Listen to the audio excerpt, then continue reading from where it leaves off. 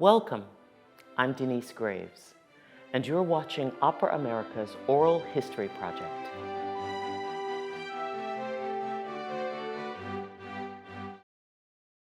My pleasure. Was, as you can imagine, rather stunted back in 2020. Wow. And it was our intention to talk to 50 people who've helped shape opera in America over the last half century. And it's just so great to talk to you and to include you in this set of discussions. Jane, who brought you to your first opera? A college friend of mine who was going to Carnegie, then Carnegie Tech, on the GI Bill. And he loved opera, and he took me to my first production ever at the Old Met.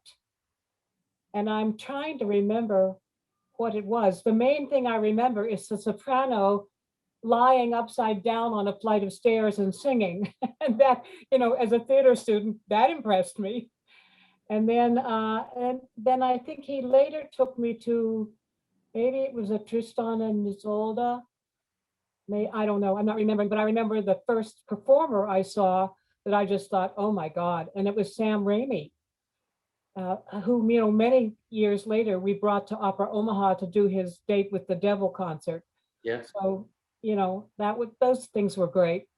Yeah, and I know that your background is professionally is rooted in theater before becoming rooted in opera. Right. So as a person studying, training in theater, what was it like to go to your first opera? It was kind of overwhelming and also difficult to grasp theatrically, because the way, particularly, I think this was quite an old-fashioned production, because the way that the singers reacted as actors was very hard for me to grasp. They were very static, except for that, I wish I could remember who that was who was singing upside down. But it was quite static, and it was not staged in any kind of adventurous way. I mean, compared to the operas of standards that I'm seeing today, the productions that really break, including some theatrical traditions. So I would say, as a theater student, I thought, oh, maybe I'd like to see some more of these, but I wasn't captured. I was impressed, but not captured. And was it Sam Raimi and his performance that first captured you to or awoke in you the theatrical possibilities of opera? Yeah, particularly for singers, for singing actors, because it wasn't static, and then there's also the factor that he's so gorgeous. That didn't hurt. But yeah, I began to see him as an actor, not just a singer. So that made me more receptive to the field, although I didn't really, as you know anything much about opera before I began running an opera company. I know it, and that may be an advantage we'll talk about. So how is it that you made it from a career in theater into opera? How did that come to be? It was something of an accident, because I had gone to Omaha to finish writing a play script of mine, a play that was going to be done in Columbus, Ohio later that year. And I had gone to Omaha to advise a kind of experimental theater company there on how to get their 20-year book marketed. And so, and then I was working on this play. And then I realized, and I had taken a year off from Dell'Arte, which is my theater company. And I realized I'm not used to working alone. I miss being part of a team.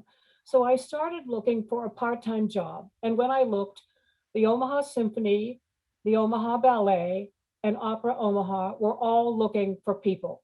I couldn't get an interview at the Symphony. I was interviewed at the ballet, and they didn't hire me, thankfully, because 2 weeks later they went bankrupt. And then, so I went to Opera Omaha as a development associate, thinking, this is great, that's not a job you have to take home with you. So I got brought in then, but I did not understand the situation of the company at the time I joined it.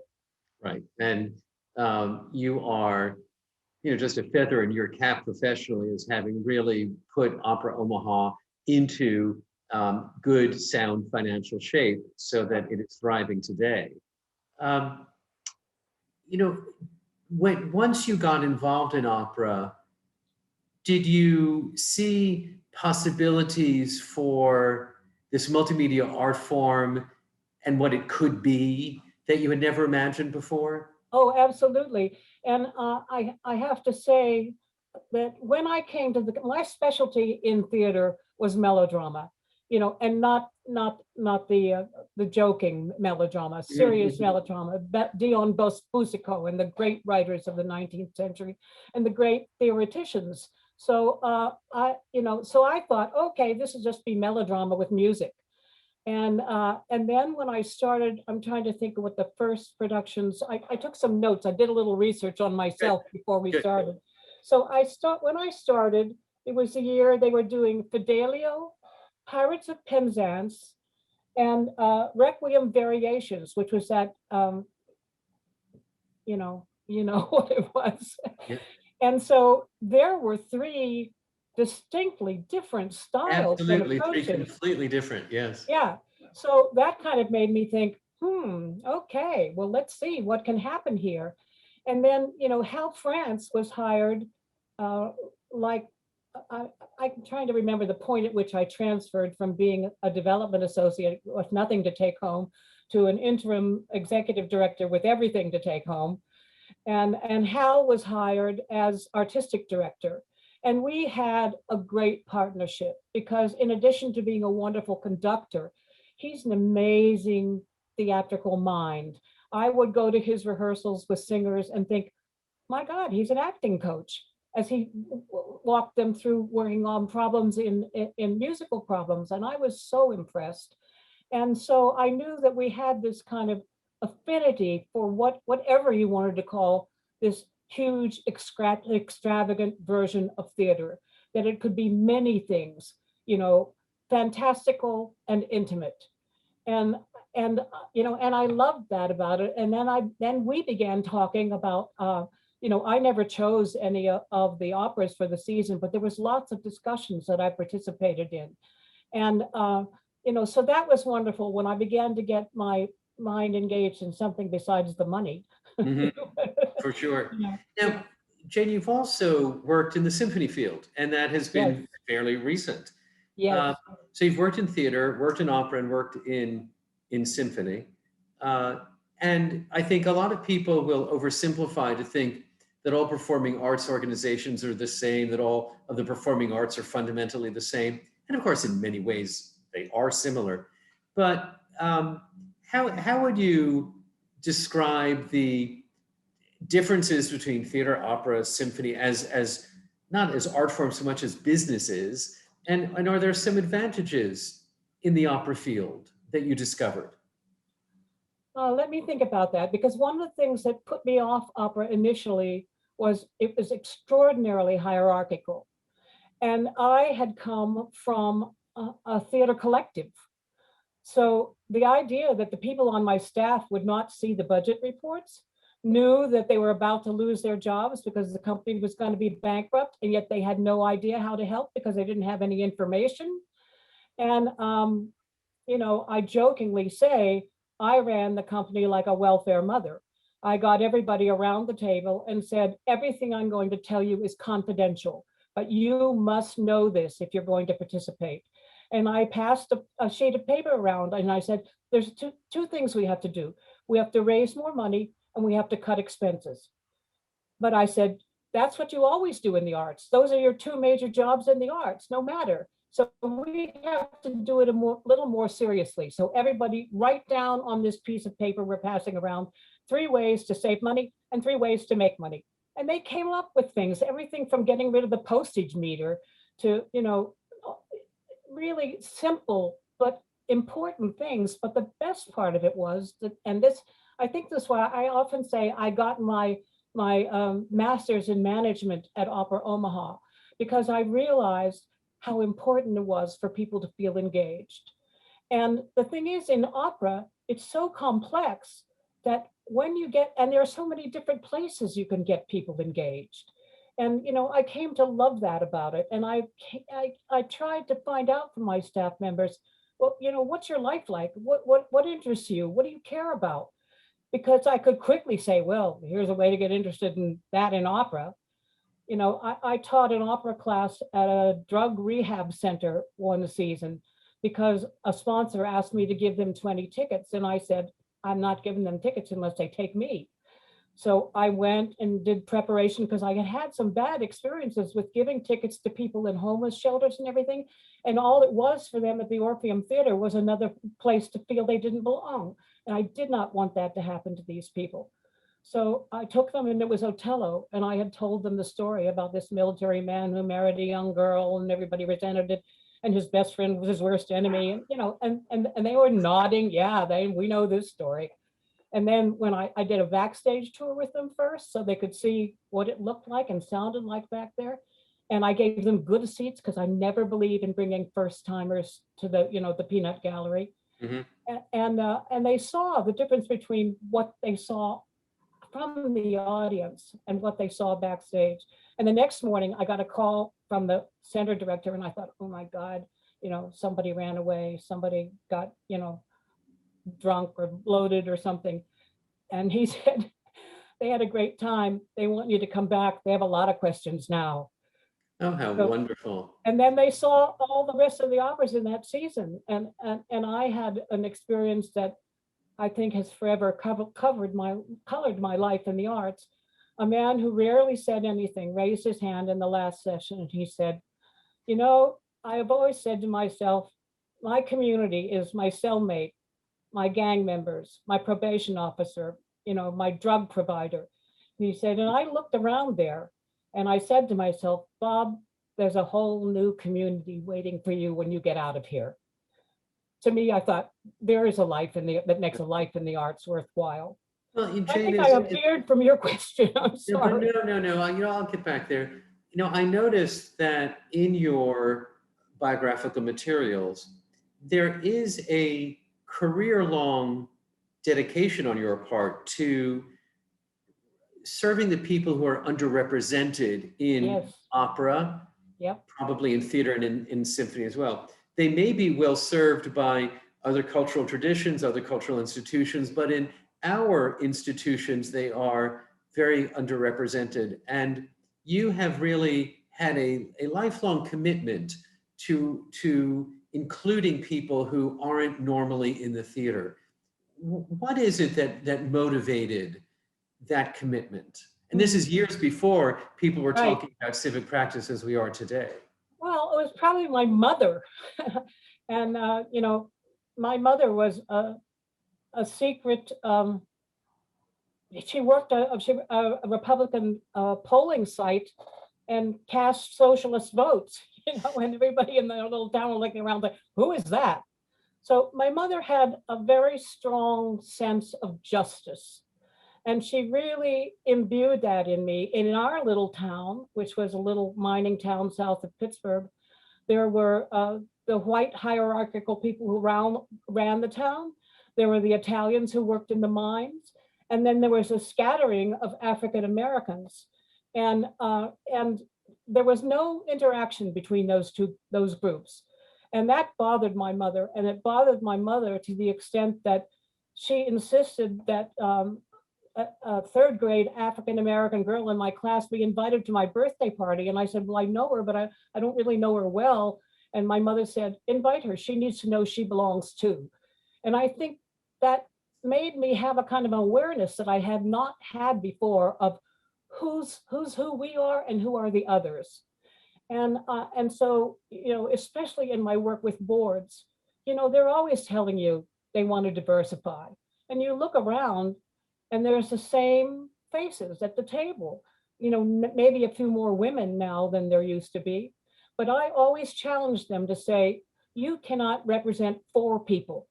People have to be on this board so you understand their values, their point of view, what they feel that they need to represent them. And so that was part of it. And then my theater company worked a lot in like Native American legends. A lot of the plays were based on that. They coined the phrase theater of place. Well, theater of place in Humboldt County means theater where there were many people here before you were. And that has to be acknowledged. Now we do that acknowledgement, formally, and we say beginning of meetings at that and everything, and that's nice. But I'm still saying, how do we get the people at the table? How do we do that? Mhm. Yeah. Do you feel that from your early years in the performing arts that our industry has made progress, or do you feel the barriers still exist, the progress has been too slow? How do you react to where Well, we've come? one of the things that opera has always bragged about is casting, open casting, where you judge only the voice and you don't look at the body or the skin color, any of those things. And that has probably been a fair statement over the years, except you get to that primary thing that is so important that none of us are good at, which is access. How do you get those singers onto the stage if you are not able to get them into training programs, if you're not able to enable them to audition? And then it's true for theater too. And then you talk about the whole management area and what I believe is the failed nonprofit model. Foundations keep telling us this is a failed model, and yet they insist that that's what we are in order to apply for any funding help.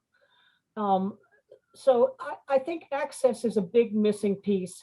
And I also think that we are better at it on stage, where we tend to brag about it, in theater too, than we are at providing the access steps to get somebody there, particularly on the management side. Mhm. Mhm. I was very proud this year that one of my high school students from 30 years ago in Omaha, who happened to be an African-American young woman, and I didn't even think about that when I brought her on staff. I just thought she was smart and shy, and we could show her some things about operating in this field because she loved music. And she ran for city council this year. How And wonderful. I was so proud of that. I thought, yes, this is how you bring people through the steps. Over the years, you have started and saved a number of arts organizations. Are there common threads to the ailments that have made organizations fragile and that you've had to fix? I think, and again, I go back to the board and the nonprofit model. The board is responsible for the financial health of the organization. And if they do not get accurate representation and interpretation of that, or if they get it and don't understand it and don't realize, hey, I need to know about this because it's my responsibility, I think that's where a lot of it comes. A reluctance to see, accept the truth, and acknowledge your role in fixing whatever it is that's wrong. Mhm. We do all of this. I'm thinking about performance evaluation, and we evaluate people against their job descriptions, but we don't say things like, if you had one thing that could be done to improve this organization, what would it be? Get people's creativity engaged. And board members very often don't want to hear from staff, or they only want to hear good news. I'd love to see every board get a good news report and a bad news report every month. Then they'd be alert, or, safety free and in danger. Yeah, Let them know and be sure that the people who are on that board embrace that role. I like that, a good news report and a bad news report. Through your work, Jane, were there mentors of yours or role models who may not have known they were role models, but still from whom you absorbed lessons? Well, I would say before when I was a single mother in New York City working for a Celanese fibers company, the woman who became my boss there was absolutely an inspiration, because she's the one who said, you're going to be discriminated against. And sure enough, in about a year, I got offered a job as assistant to the marketing director, and they offered me a salary that was $10,000 less than the man I was replacing. And Virginia said, don't take that job. I said, but I need a job. She said, well, they need to understand that you need to be paid the same. And so I said, I don't understand why my salary is so much less. And they said, well, he has a family to support. I said, well, hello, I have a family to support. I'm a single mother. I got to pay for childcare. And that was the other thing annoyed me. My boss could deduct the cost of his secretary. I couldn't deduct the cost of my childcare. So I think that's where I began to understand the discrepancies that existed. And in the theater, my first role model was my high school theater teacher, who was just fabulous. She ended up in that high school because she had been a professional dancer in New York, and she was the most glamorous thing you'd ever seen in this little mining town. And she was there because her elderly father was sick and she needed to be nearby. So she came to teach drama at our high school. And oh my God, pretty soon I was sitting behind her at every rehearsal and listening to what she had to say. And she was very strict. Oh my God, you better follow her rules and regulations. And, so that was a big important thing to me about what professionalism really means, what the difference between a professional and an amateur. And then in the opera field, well, once I got to Opera America, you asked me to be on the board at Opera America, and I said to you, Mark, I don't know anything about opera. And you said, good, that's why we want you. You'll think out of the box. And I came onto that board, and instantly everybody on that board was my mentor. And I didn't have to pretend to know things I didn't know, including how to pronounce things. I learned that it wasn't Werther. But we'd go to productions during the conference times, and I'd walk with somebody and start asking questions, and they'd start answering. And then when I got back to my office, if something came up I wasn't sure about, I had a whole group of people I could call and say, what do you think about this? Have you had any experience about this? And they were so generous and so welcoming and so non-snobbish that, they were my mentors. Plus a couple people on my board, like Fred Simon and Dick Holland, who were major donors, but who also really took me under their wing. And we didn't always agree about everything, but I could have an open discussion with them and say, well, I don't see why it has to be like that. Couldn't we do this instead? Yeah. It's interesting to hear you continue to espouse values of transparency. Yes. And clearly pushing back against accepted norms. Does it have to be? That outside the box thinking and not taking old inherited wisdom as truth, but just being willing to look at it. Those are always, and that's why we so wanted you on the board in those days, because you were just willing to examine everything and ask a lot of questions. Yeah. The other thing I think is that I came to understand and appreciate was, what is this thing called opera? Why should everybody enjoy it? Not to improve their cultural image, but what is in the art form itself that people should be open to considering. And I usually started when I was raising money. I would go into somebody's office and say, well, here's why I think you should come and try this, but I want you to support us, but I promise you, if you give me a contribution, I'll never make you go to the opera. And for some of them, that prompted a contribution. But the big thing is, I used to ask people, do you like country music? A lot of people said, yeah. I said, well, it's the same plots. It's the same stuff. The same thing with my students at the rehab center. These behaviors, these people, these stories. And lots of times, how the story ends, but you don't know how heartbreaking the process is to get there. Yeah. And that I think I to this day, I'm working on a new chamber opera now that has been funded by Opera America's Women Composers Grant, and it was postponed last year because of the pandemic. And I'm working on it, and I'm still asking myself, why do we want our audiences to see this? What does this have to say to us that's important for these times?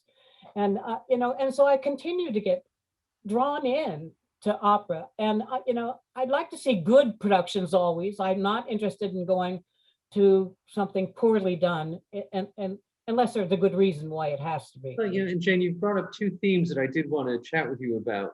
One is the theme of being a woman leader, and another underrepresented population in the leadership ranks of opera companies is women. There Right. are so few women general directors, certainly Right. of the big companies. They're more well represented in the smaller companies, but you were one of a few women who were general directors of important regional opera companies. And of course, you started your own theater, worked in the theater world, then worked in the symphony world. Um, so have you felt any improvement over time in the treatment and the respect given to women leaders in our field? Well, yes, I have, but I think, I mean, Opera America, I think, has done a great deal with the Women's Opera Network and trying to to to take action, not just espouse theory, but to take action that can lead to the people in those positions. I was never the general director. I was only the executive director. I would not take the title general director because in my mind, that implied a musical knowledge that I did not have. And so, and Hal France was my artistic director, and I may have played a lot of the same roles that a general director does, but not the creative side. I stayed Mhm. away from that because I knew I wasn't educated enough to do it. But I think one of the things I'm seeing, and I went through a lot of the productions that we did in the years I was there just to look at, okay, who was the conductor? Who was the director? And Hal was very interested in finding and encouraging women composers, women directors, women conductors. And we had not a lot of them, but we had a few of them. And it was because he knew who they were out there because he traveled around the country and conducting. And if he spotted somebody, he would get them involved. And I know when the Libby Larson project happened, he was particularly enthused, not just because he liked her work, but because this was an important female composer that we needed to support. So I think there have been changes for the better, and probably in casting, it has gotten more transparent but I'm very uncomfortable. And I went through this myself because we lost two singers for our chamber opera because of the pandemic delay. And one of them had happened to be an African-American singer who was local. And we wanted to replace her. And we agonized over, can we say that? Can we say that we are looking for a BIPOC soprano? And ultimately, in some areas, I did do that. Um, but it made me uncomfortable because it seemed like that's another kind of discrimination. And maybe we just need to say and mean it. You know, we celebrate open casting and open management and encourage all kinds of people to join and to be part of it and to apply. But it's not a comfortable time in that respect. I also wanted to ask you about the trajectory of new opera, because even though you haven't had a lifetime in opera, Mhm. uh, Opera Omaha certainly has a history of doing new opera, but it's Yep. a spotty one. Yep. A lot in one year, and then near bankruptcy in the next year, and Right. then back to traditional work, and then another festival, because those were quite Right. remarkable in those days. Right. Have you seen a progress toward working with composers and librettists of today to create an American opera repertoire that is interwoven into the normal business of an opera company? Are you happy with the progress? I am happy with the progress. I'm particularly admiring what Roger Weitz is doing at Opera Omaha. I think the One Festival is terrific. His work with James Dara is marvelous. And I know I saw something that was a co-production with Tri-Cities Opera that was Mhm. very unusual and Yeah, the interesting. composer Kamla Shankaram doing the virtual reality piece. Right. And I didn't even know that Opera Omaha was involved in that, but I can see that's Roger's thinking. Roger will go to the newest corner he can find and find out how he can incorporate it. But the problem is there is very little funding that is specifically aimed at the development of new works, because everybody wants to develop a success, and that is a bad goal. It's a dangerous goal. And can we sell tickets to these? Well, sometimes I think we can persuade the public more easily than we can persuade our donors and and the people who fund these works. So I would like to see that there more open-ended opportunity for new works with no restrictions except write a true report at the end and tell us what happened. A true report. As we come to the end of our time together today, just to look in the future scope, here you have had an impact on creating a healthy opera company out of one that was deeply troubled. What do you wish for the next 5 or 10 years coming out of COVID, looking to the future of opera in Omaha, opera in America? What do you wish for the next few years? What do I wish? I wish that we could. One of the problems we have, and one of the problems I struggled with at Opera Omaha, was the size of the venue and the cost of the venue. And, I talked to Fred Simon in the years before he died that Omaha really needed a 1,200 to 1,800 seat theater that was affordable, that could be used for opera productions. I tried to take things to other venues, to the Little Rose Theater, which is like 300 seats. You got to do a lot of performances there to cover your costs. So I would wish for, I guess, more embracing of unusual venues. And, Long Beach has done a fabulous job of that. I went there years ago as an NEA site evaluator, and I saw a couple of productions, and one in an Olympic swimming pool that was like, I was prepared for it to be kitschy, but I wasn't prepared for it to be great, which it was. It was gorgeous. Ricky Ian Gordon's Orpheus. Oh, yes. Oh, it was so wonderful and so imaginative. And I see that, and I see what's happening with the One Festival, and all of the technical opportunities we have now that have happened very rapidly since 19th century style opera production. The possibilities. In fact, this little opera I'm working on now, which is based on the lives and letters of a painter, we have permission from his estate to use all of his paintings as projections, including animating them if we want to. So, I think there's lots of possibilities, certainly for scenic design, to take opera to new places, and costume design to some extent. I mean, June Kaneko's Butterfly was a wonderful example Absolutely. Of how far you can take those things. And just more of a welcoming of the adventurous, less of a, don't write me a plan that tells me how this is going to be a success at the box office. Tell me what new performers you're developing, what new scene designers, what new techniques you're exploring. We need to be more, we need to have more of a workshop mentality about our work. And maybe that's part of the answer, is we need more workshops before we move on to full productions. And I was so thrilled to see that Opera America was offering some travel funds if people wanted to send someone to see our little workshop production in a 100-seat theater 300 miles north of San Francisco. That's that was wonderful. I thought, yes, that's right. Let's get the right people to look at the right things. But I think more workshops would be part of my vision for a healthier future. Wow. So venues, a sense of adventure, new work, scenic design. I like that. I like the recipe.